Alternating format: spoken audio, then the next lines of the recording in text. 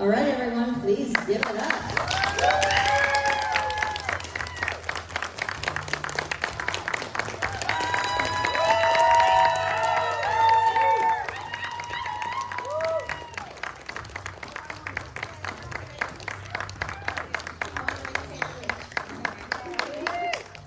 Welcome, my friends. How are you? Good, how are you? Wonderful. Thanks, guys. So welcome to Days of the Dead Atlanta. Again, so happy to have you both here. Thank you. I would love to start this off by, are you on? Yeah, you're good. I'm always on, baby. I mean, let's be honest, we don't even need the microphone, so I'm so loud. Well, congratulations, everybody. You are officially the smallest Q&A that we have ever been to. So, it's Friday night, so let's get fucking into this. Small but mighty. You heard that noise they made? This one sounds Yes, no, you wonderful. guys are the VIP PVs, the very important, powerful vaginas. That's Thank you. So let's get some. Dude, Ash is here. Oh, good. So if there are any Deadites, you know, we got that giant chainsaw. That's awesome. You look awesome. Thank you. That's what she said. It is. So can we begin this before I blush by talking to each of you individually about your acting journey? How did you get involved in this craft way back? Ladies first. Oh, God. So, Wow. okay, go ahead. We're being silly. How did I get involved? I always just loved performing. I actually, I think of myself more as a performer than an actor. I feel like an actor, like the Meryl Streeps of the world. And I'm more, I just love performing and singing, dancing, when you're a kid. So I started out very, very young, just locally in Ohio, where I'm from, just doing it on the side, and then, you do the plays and all that stuff, and I've just always loved it. And then, I don't know, the journey, I guess, I wanted to pursue it. Talk about the tape recorder. I skipped it, they don't want to hear. I love that I'd you remember. like to hear about it. I said we're getting fucking intimate tonight. I'm living that the side profile is so Lionel Richie. It makes me so happy. I know, Well, good as I reason. went from Marge Simpson on the show to Lionel Richie. Yeah. I'm going back in time. Okay, the tape recorder. Only if you want to. Yeah, no. What he's referring to, I love that you remember that. She thinks I don't listen to her when she talks. He doesn't normally. You told me you don't. You're like, I was just thinking about that time that we were on. So I'm like, did you hear? But you did. You double listen. Sorry. We normally aren't this sticky. I'll wind you up and let you go, man. You guys, like I said, VIP BBs, you get a special show. The tape recorder thing was at 2.5. I only know this because we have the tapes, but my parents got me a Fisher-Price tape recorder because back in the 80s, we didn't have cell phones obviously with like recorders, so my dad used to use like a little DAT recorder and record me very young, like just to have it. He'd put it on and just ask me questions or whatever. So for Christmas that year, I learned to speak at 9 months, and my mom says I never shut the fuck up ever since. But they told me, they're like, Dana, apparently, I don't remember this, but they're like, you can say anything you want. You can say whatever you want in this. It's your recorder. It's your tape recorder.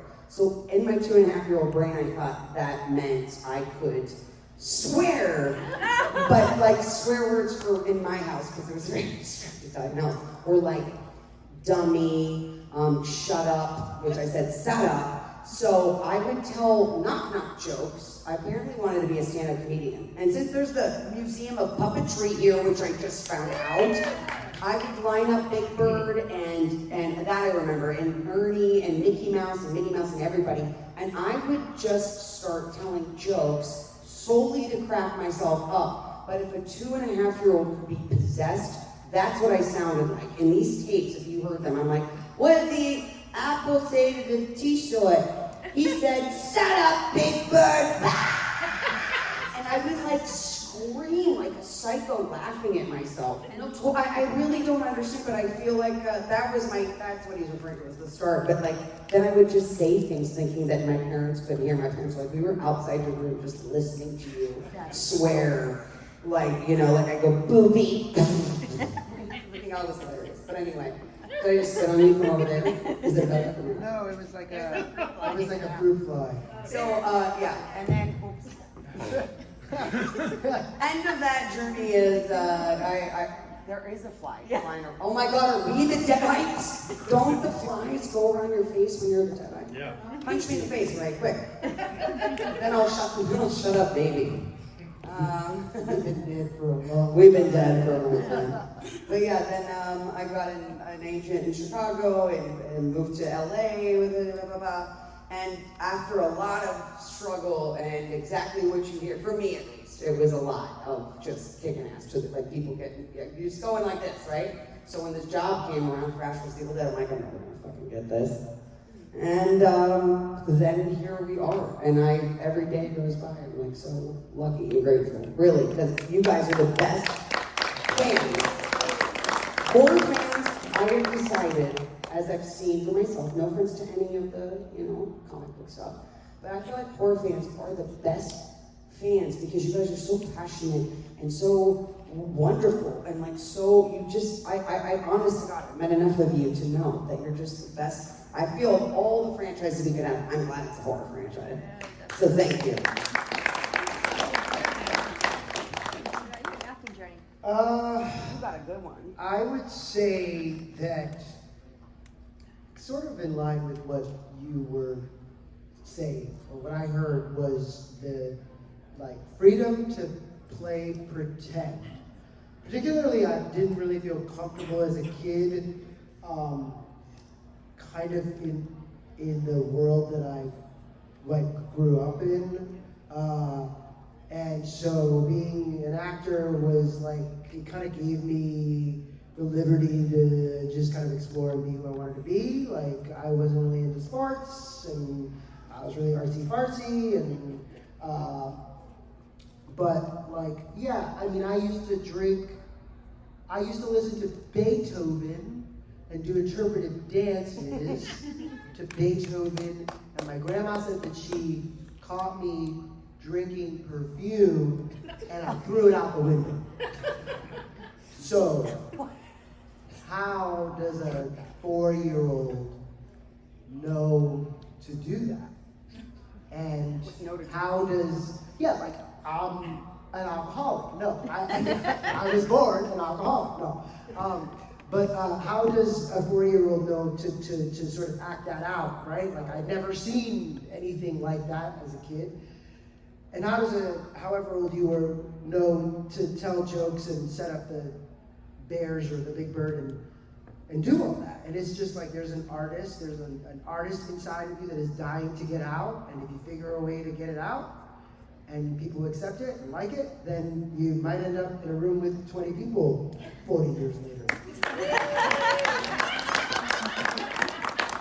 Also, how old were you when you was Meet the Fuckers the first big thing, the first sad card thing? I was 12 when I did my first movie, and it was I was 12, I turned 13 on set, and the movie went to Sundance and won, and then when I was 19, I went to LA to shoot Meet the Fockers, and then I spent a decade in LA doing little things here and there, and ended up doing this in my 30s. So I've had a job every decade of my life that has paid for most of my life, and then there's ups and downs in between, So, yeah.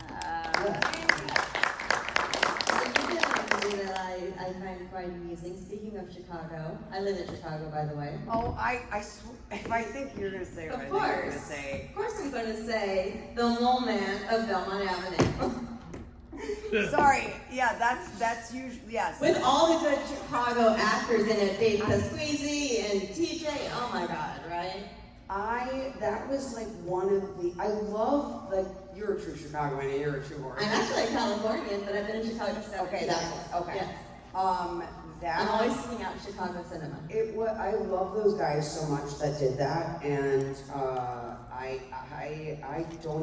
forget what my character name was on there. I just remember at one point I was a clown when they were high on a trip, and I had this clown makeup on. But it was really, Chicago is like where, it's just a different scene there. Like LA is very, TV film based, but Chicago, I just feel like even though that's a film, an indie film, it's very theater, like Steppenwolf, Second City, that kind of stuff based, but I feel like it's a very artist based, like you do it, people there are doing it for the love of just making stuff, which is, I feel so lucky to be a part of it. But that's so funny because I get asked about this now from when I meet fans, and I'm like, really? Yeah, which is so funny because I didn't even know it was it's available. It's on Tubi.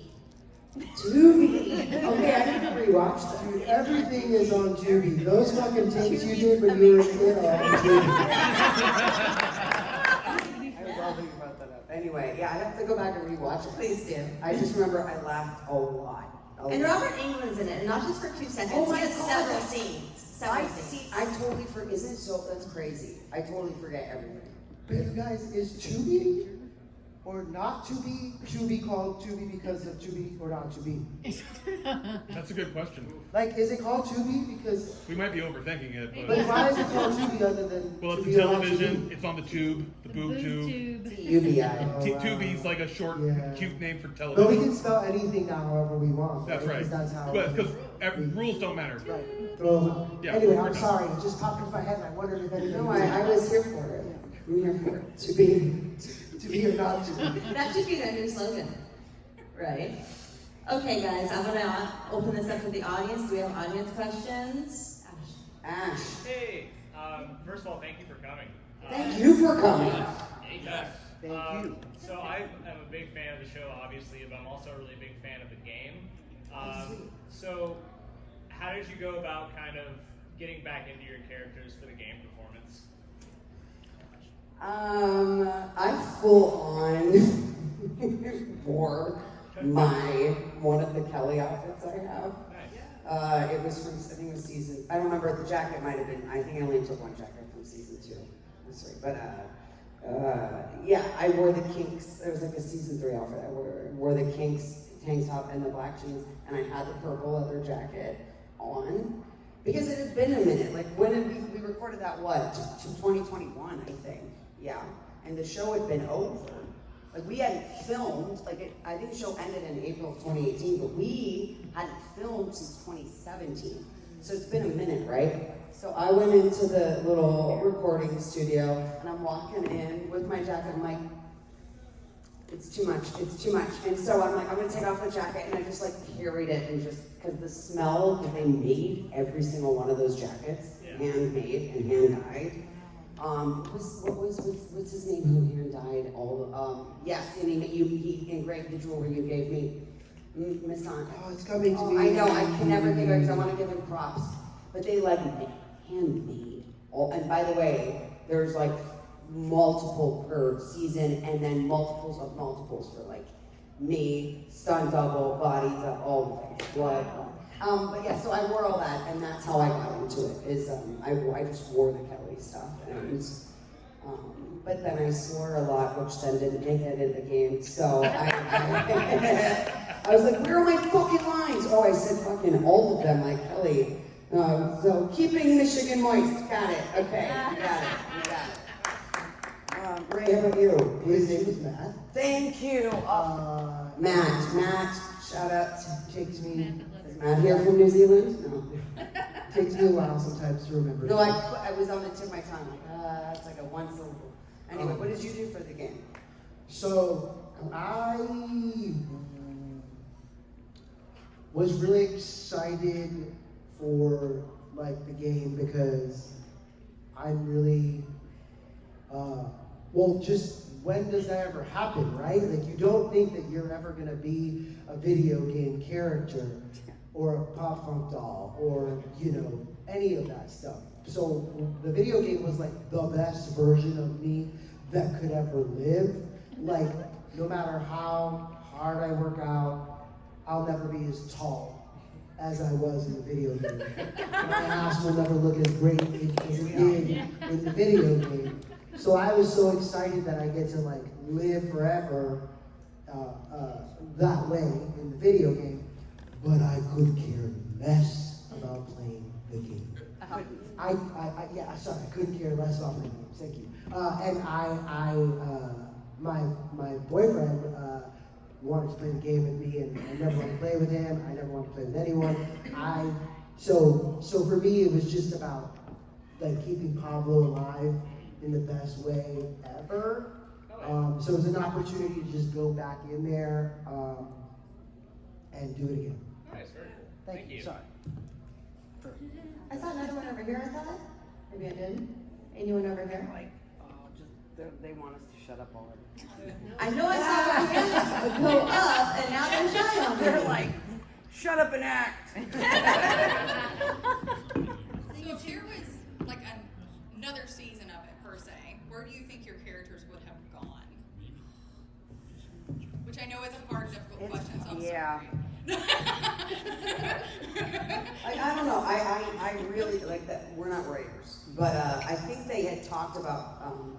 Actually, I feel like this will be interesting to everybody. Maybe not, but I hear a lot. I'm pretty sure you do too. You've told me that a lot of people say whenever we meet you guys, like, why did the show end on a cliffhanger? Well, first of all, it didn't. Every season, the writers had 5 seasons, like an arc, I guess.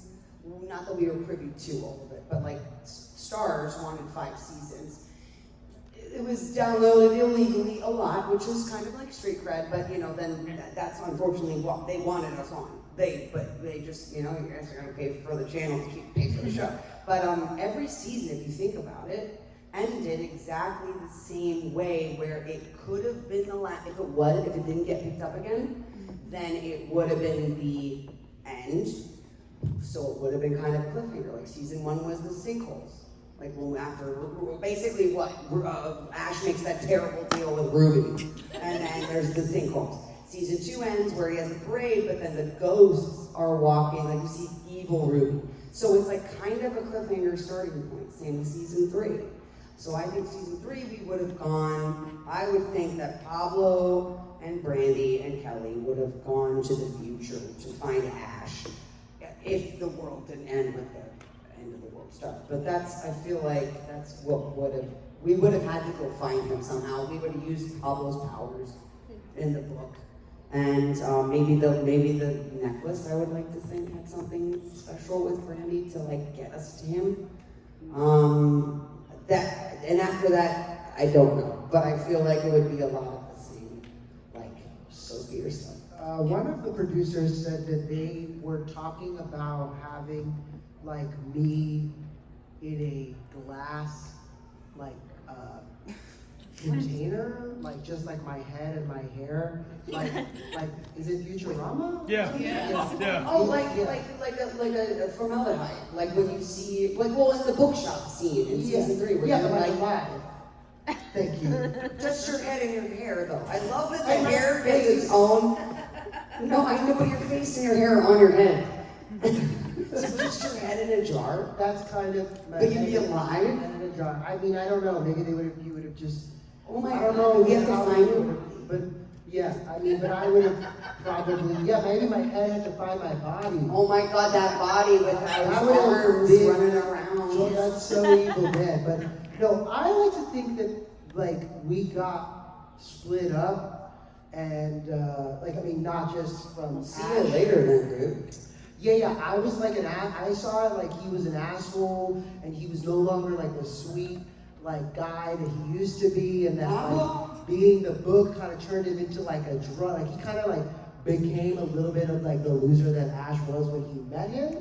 So he was like drinking, he was like being all like, racial slurs and an asshole to people, and then like he gets the call to duty to go find Ash or Kelly, and in going on that journey he kind of comes back to being the Pablo that we knew in the beginning. So I also wanted to like shave my head, like I was ready. Oh my God, it's Boy Interrupted. Yeah. I was looking for it. If you shaved your head, I would never forgive you as Dana or Kelly, to be honest. What's going to happen? Don't you? It's going to happen. No. It might I happen. already didn't recognize Ray when he shaved his Say mustache. goodbye to Lionel Richie. No. All night long. Yes. Next question. Yes, sir. I kind of have two. Yes, no Give problem. it to us. So first, how much fun did y'all have with that ashy/slashy puppet? Oh, that felt fuck? Is that what you're talking about? Yeah, everyone loves it till he bites you in your crotch and sticks your head in a bedpan full of piss. Now, he wasn't, I will say, the first time we saw little Ash, he was adorable. But yeah, that was, he was kind of, I gotta be honest, he was a diva. And by he, I mean, when he was on my arm, my hand, I kind of learned to puppeteer on the day, when it was on my hand, which no one cares about this. I've bored fans talking about this, but it's actually very hard, even if you just go home with a sock puppet, it's very, very hard to mouth words when someone else is saying them that you don't know how they're gonna say them, which is what was happening, and not let your face, like he had to, check out the potty mouth on you. And I had to have a different face.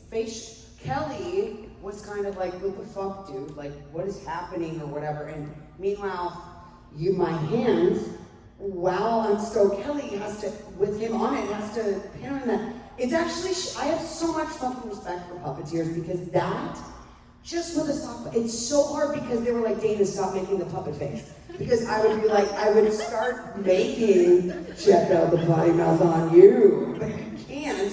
So I had to be like, so let me watch, and I'm like, just keep your eyes open and be really weird. But he was a diva because what took the longest part of that day is this ridiculous little part where it goes into the bed. When he says, oh, I wish I had my fluffy cuffs, but I put them into the bed posts.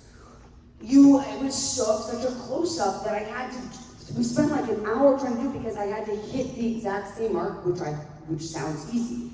I mean, you just do this. But like, they're like, no, he's a little too high. No, so we keep reshooting, just going like, wish I had my fluffy cuffs. Because if it's this much off, you're out of focus, right? He's a little diva. I blame him. But it was also really funny and awkward because when it was off of my hand, it was a puppeteer. And by the way, credits to the puppeteer also, I think her name was Amy. Those close-ups of the mouth, when you can't see it on my hand, that was the puppeteer. I don't want to try and make it like I was just able to do that. I couldn't even keep my finger. But like, did you watch? No, you were doing stuff with Lucy or Bruce that day. But I had to be on the ground, like when we had a spoon, and she, like that's literally how she's behind me the whole time. And we spooned, and she dipped my head in the bedpan, but like she can't do it, I'm doing it. And then Rob Tapper made me reshoot that day. He goes, we need you to blow bubbles in the pee. So I had to go back and reshoot that scene just to blow bubbles in the bedpan, which I just think that's the most Evil Dead thing I've ever heard. Dude, I felt so bad for her. Why? Because I couldn't loved do it. Yes, you could. No, dude. Ray, I you could run said around. no. I could run around, scream. You could torture me, whatever. Yeah. But like, I don't think I would have been able to do. It's the same way I didn't want to. It's the same way you had to like put that thing down your throat to birth the babies. I couldn't have done that. I'm serious. That's why you've been. So many jokes that can happen right now. I know, but like in all seriousnly, like you say you can't because you didn't have to. You wouldn't. No, You absolutely wouldn't. Let's just say, I did. I think. To be honest, Ray, you know what is so funny too is like the days that were the hardest, that I know were the hardest. Like even that shotgun scene, remember how hard that was with that damn shockingly hard, the possessing. Or when I got, or the puppet, or the rain, where it got hypothermia. Those are the days that I look back and you forget, you don't think how hard it was because you were just like, man, that's what they need. Guys, we're about to get Oprah. That's what they they mean when they say it's not the destination, it's the journey. The show didn't change me or change Ray. Like we're just the same. Like I'm still just Dana, right? But what matters is like I was like I got to puppeteer, and it was hard and it was awesome. And I'm just saying, guys, that's literally what they mean. The thing you think you want isn't the thing That that little makes you girl happy. who talked on the tape. That little had girl. to put her hand in the puppet, you Yeah, and she was like, what did I say? I love that you, yeah. See, it all that's comes- why. It all comes full circle. It does, and that's what it is. You were talking about, I remember those things you were saying about watching, it was something with like you were watching people run at you, all you wanted to do was run into the woods and with Bruce. Tell that, like that's the, Oh, wait, or what? it was something about Bruce was like the father figure for, Oh. like I love that full circle. Oh, yeah. No, I'm like, guess I talked about how, I talked about Bruce being a father figure, like my TV dad. yes. And how in a lot of ways I learned a lot more from Bruce as like my TV dad and as an actor than I have from my actual dad. And like that's no offense to him, but just Bruce had more to teach me. So yeah, I was grateful for what I got to learn because after Ash, I kind of felt like you could put me in any situation and I would be able to handle it. Because our show was so fucking traumatic. Oh, it wasn't, it was not from No, in the sense that like, it was like, okay, so they put this in your mouth, suck it, spit it out like you're birthing a baby from your mouth. Okay, cool, now we're gonna peel your skin off and you're dead and you're alive and now you're dead again. Now run through it was like that, Or but like the dead at the end where you said you couldn't Oh, wipe your ass. oh yeah, I couldn't. I had dead-eye fingers for like 2 episodes, and it took about an hour and a half to put them on, and they wouldn't want to take them off, so I really couldn't wipe my ass after I put them on. And back then, I just didn't take a shit until they took them off. And these days, like I was at my house the other day, and I was like, oh my god, I should have had a bidet back then. A bidet at home. We didn't think about it, but next time. Next time. It took a pandemic for all of us to realize we need bidets. Yes. Dave. Right? Oh my goodness. But you had a second. We hijacked all of that. I'm sorry. It was all great. Speaking of father, I'm sure I read somewhere that Kelly was supposed to actually be Ash's daughter instead of Brandy. True and not true. How it was told to me by the showrunner was Ash, and when we go back in time, because remember there was all that dialogue about Lucy says, he goes, oh, I can go bet on the games. And she says, no, you can't mess with the timeline. So in the original version they had been planning on was that he was going to go back to a bar and not listen to Lucy by himself. And there was going to be this beautiful young woman there who they start having the conversation that was had at the dinner table, but with a flirty tone. So what do you do? I'm a teacher. Oh, what do you teach? English.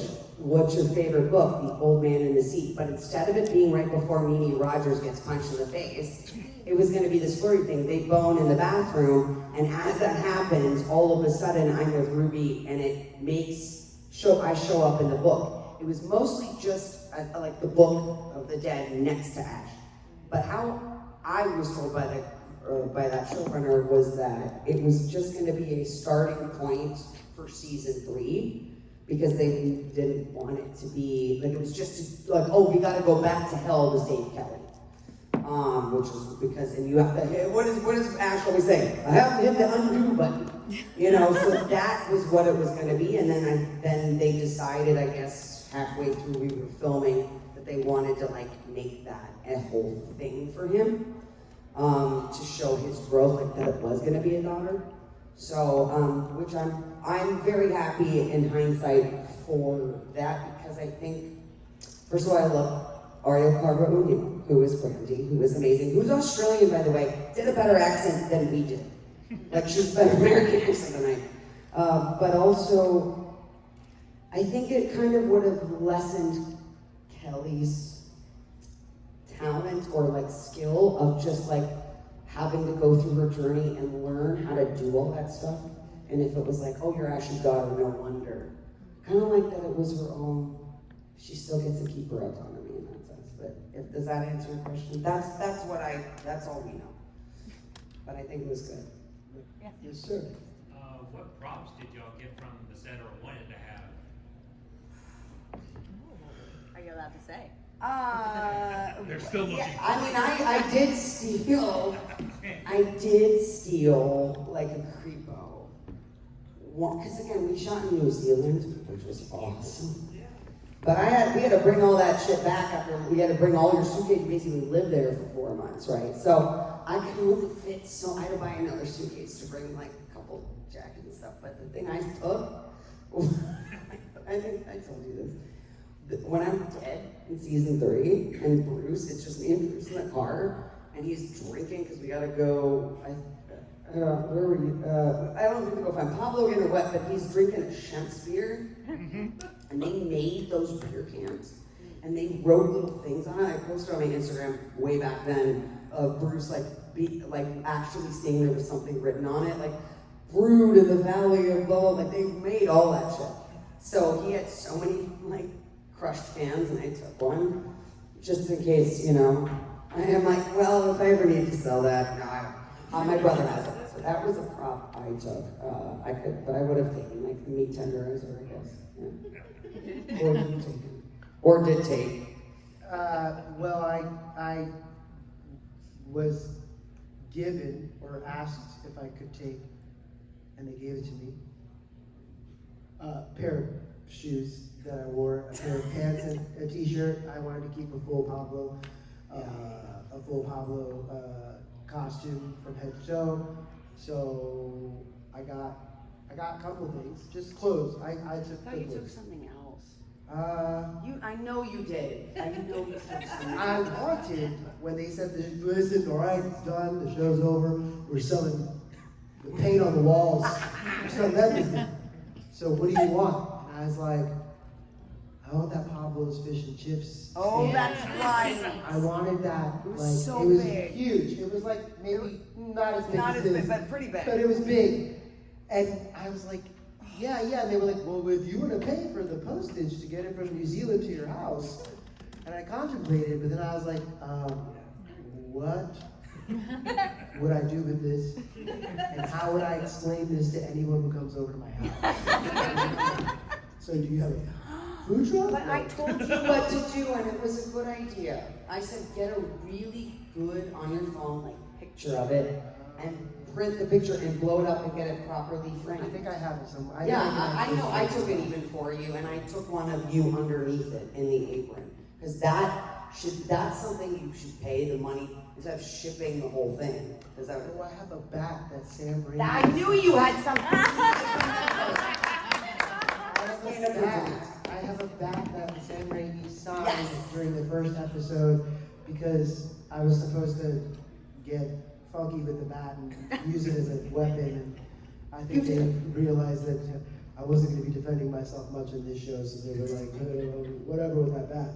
But he signed it before he left, and I still have the bat. That I knew you had something special. Something.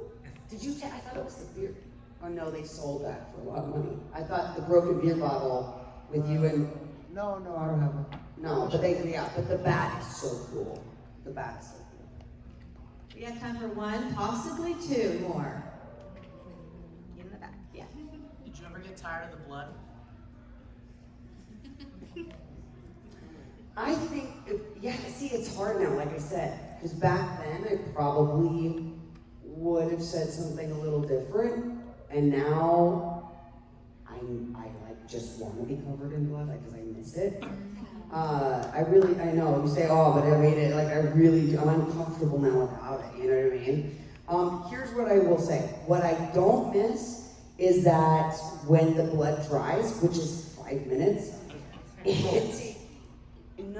sticky, yes, it's sticky on the way to dry, but when it dries, which is the final stop of the fake blood, is it like, imagine you get it down your shirt, down your pants, on the back of your head. So anytime you move, it's like, I always just think of that scene in 40-Year-Old Virgin with Steve Carell going, Zach Kelly Clarkson. Like, so, I mean, Jill and I would talk about the Evil Dead haircut where the blood would be like on our jackets and our hair would get stuck. We had like the Michael Jackson military jacket, but it was our hair. You know what I mean? And so the drying of it sucked.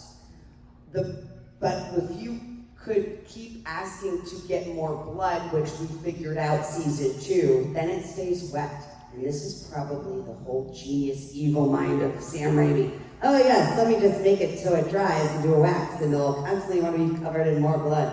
That's a terrible Sam Raimi impression, but yeah, I think the one before it dries, it's much better than when it turns into wax. So, but I miss cheering, I miss watching, like when Ray would, if like we weren't both at the same time getting it in a 2-shot, I miss watching each other and like, because it becomes a whole thing on set, everybody, because it's a rig and you get hurt, and it's a blood cannon in your face, you know, blood. I remember, like, or even the slime with all of us, watching you and Bruce get that, like, it's a cannon, dude, it's a cannon. And being there and watching that person, and like, it's like really quiet, and they go, and cut, and everyone's like, yeah! You were so good. I rewatched the second episode, the first time we ever got a ton of blood on us, really. You were so good at naturally, I meant to tell you this, that instinctually as a human being, not thinking like an actor, the blood came with this crank when they were cutting off my mother's head. And I went like this into Ray, because I'm a human who doesn't want to, like, you're just instinctively. Ray was like, like kept his eyes in his mouth up. I'm like, that's how you were supposed to do it. You just knew how to, you just knew how to do that. I didn't get that memo, because that moment, I saw a clip of it, and I like curl into you, which reminded me of Sam. It was the first or second week, so I was like... Yeah, but you figured it out. I was like, I'm going to do this for you, Sam. It's going to be great. I'm going to never, ever fuck up. Cut to season 3, they came out with this, like, huge, I don't know what it was, and they shot it at me, and I wasn't expecting it to, like, hit me as hard as it did. I was like, what the fuck is your problem? And, like, so after, that was because it was the first week. By this 3rd year, I was fucking pissed. No, but that hurt. That was like a jet engine. Also, 2 things. I never got tired of it. Bruce did, and then he made them put like fake blood on his clothes. So his clothes looked like they had like different stages of like blood on them.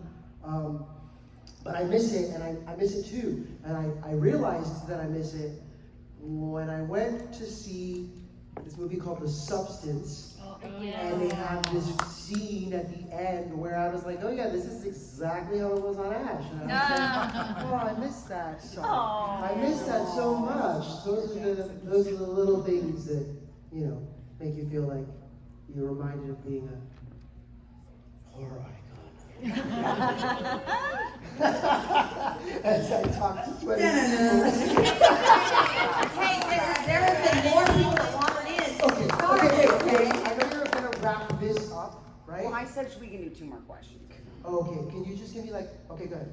No, I was going to say, before we leave, I wanted to do something. That's why I feel like we should get the questions, you end with that. Okay, cool. Okay, so... I don't know what it is, but I know Ray, I can tell that Ray's planning something interesting. Oh, yeah. I'm excited for it. I gotta tell my smile. Favorite, story from, or favorite moment of working on the show with Bruce? Anything that stood out for you? My favorite was watching after having done a year of the show, and in a year in between we had done Comic-Con, New York and San Diego, and then done a few conventions. So I see the effect Bruce has on people because he matters so much to them. Grown men, for example, will come up to him, as we all do, by the way, we all, when we meet somebody that matched us, like I met Richard Dreyfuss, and he asked me if I was having a stroke because I couldn't speak, and I was a guest at the con, and like so I was like, oh, it's okay, I'm a guest, it'll be fine, and I was like, so it happens. We're human, right? You can't control it. It doesn't change. Even if you're also on a show that people come meet you. But like I watched Bruce. You know what I'm talking about. I watched Bruce. Is this filmed? Oh, maybe I shouldn't say it. I don't care. It's endearing, Bruce. You don't understand. Bruce, Never watch it. fuck you, you'll never see this video. Watch son of yours. Like, hey Bruce, did you see Richard? Love your proteges. I watched Bruce turn into one of those guys that normally meets him. He wasn't shaking or anything, but he turned, I saw like 6-year-old Bruce, who was so excited about Lee Majors. He was like, hey Lee, how you doing, Lee? Hey, great. Like it was because he met, like that was their dream get. Like that, they're like, he'll never say yes. That's what Bruce was, they're like, he'll never say yes. And he said yes. They also weirdly look exactly like when they were doing that scene, that season 2, episode 1. But like watching Bruce kind of get a little, in my opinion, starstruck over Lee was like, it just was so great. Because Bruce is, even still, like we're gonna see him next week at a con in California, and like, I mean, he texts us, and we still, it's not like we're, he lives in Oregon, so we don't see him all the time, but like, you still feel like you still are like, fuck, it's Bruce Campbell. You know what I mean? Like, I'm not gonna, I don't know. Don't you feel that way? Like, you feel it. But I loved seeing that, I would say. So a favorite moment would have been season 2, and especially that bar scene with where it was Ted and Lee Majors. Well, he was not in that scene, but he was there, and Lucy and Ray, and it was all hands on deck, and it was just fun. Watching Bruce and Ted together was just fun as hell. Yeah, I would say what she's talking about, that feeling, I think for me, is like, it's gonna sound really fucking cheesy, but it is a sense of family in a way, because like there's only 3 sets of eyes that really kind of saw that whole thing from start to finish, and I think it's mine, hers, and his. And so whenever I walk into a room and I see either of them, it is immediate, like, it's family. And I'm just grateful that I got to have that with these 2 people. And I will also say that one of my favorite things on the show moment was all of the absurdity. Every time we had a scene together, me and Bruce, people would be setting up for whatever the hell the situation was, and we started to do this every episode, where we just would find each other's eyes and we'd be like, what the fuck is our job? What did we sign up for? And I could see it in his eyes. He was like, yeah, this is what we're doing with our lives. And it was fine. So yeah, those little moments that you guys didn't get to see, those are the things that like will go with me to the grave and take me to heaven. That's wonderful. Thank you. We can do one more. Take it, Dana. Oh God, don't make me choose. All right, we can do 2 if we answer shortly. Answer quick. Don't ask me then. Because yes, both of you, we'll get both of you. You, because you've been so kind to us. Yes, my friend. You might be I strange. bought you a drink earlier. Yes. I would be privileged to buy you another. Oh my The fuck am I? There's a Shirley Temple. Oh, go on. Okay, second question. That's what you were waving like you were about to your last meal. You're on death row. One question. You want? Yeah, go fuck yourself. I love you. And your ash shirt. I love you. Yes, Favorite dead I killed. Did I kill? Well, I think I only had one. And I was gonna say we didn't have. I think I had one. You had a lot. Are you kidding? I 2. Or do you want to know their kill or a kill in general? No. We only had 2. We didn't really kill them. It can be either one. well, I only had, unless I'm not remembering correctly. No, you had the bottle one with Bruce in the car with Rover. That was Did I do it? Did I You both did, right? That was. That I girl. killed the girl with the meat, in the paint store with her Right. head, and she, I don't know, shook to death. I shook her to death. That one. Although we both kind of killed the one you call the horror slut, whatever. Oh yeah, her. Like I was acting, and then you know, I think I'm a good cop. But like, we didn't. But for me, because it was the most. Really, I had one big one. But Lacey, I guess. Lacey too. Sorry, with the hoe. That was okay. I gotta go with the first one, the big one, which was the deli slicer with the waitress. And the meat tenderizer because the deli slicer broke. Well, in the scene it broke. The meat tenderizer really did break, and we were in double over. I never finished that story. Shocker. That was the one time I was actually genuinely mad. Like, and it came through because we never shot overtime in New Zealand. Like they have a very strict. We're in like America, you can just shoot for 24 They hours. asked for permission. They don't understand. Yeah, but like that's a big. What we're saying is that doesn't ever happen. Like on sets, they don't care. In America, in New Zealand, yeah, they would like. Do you guys mind if we go 15 minutes overtime? And I'm sitting there with my fucking hands gone. I'm like, well, I gotta take a shit. But you know what? I do an hour of overtime, so I don't have to do this tomorrow. Fuck you, 15 minutes. Let's fucking shoot this shit. I gotta shoot this shit. That's all I gotta say. That's it. And how do you want to wrap this up? I think I'll just end it with let's shoot this shit. I think let's shoot this shit. That's pretty good. Everyone. Thank you. Thank you guys. Come say hi at our table. Thank you for this time.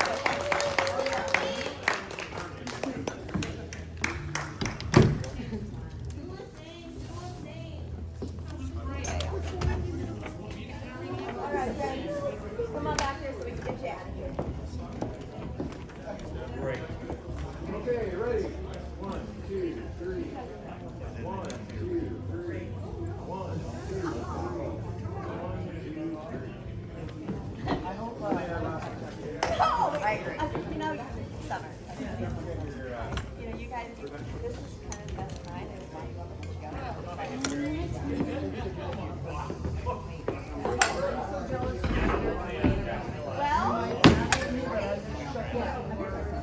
what just happened?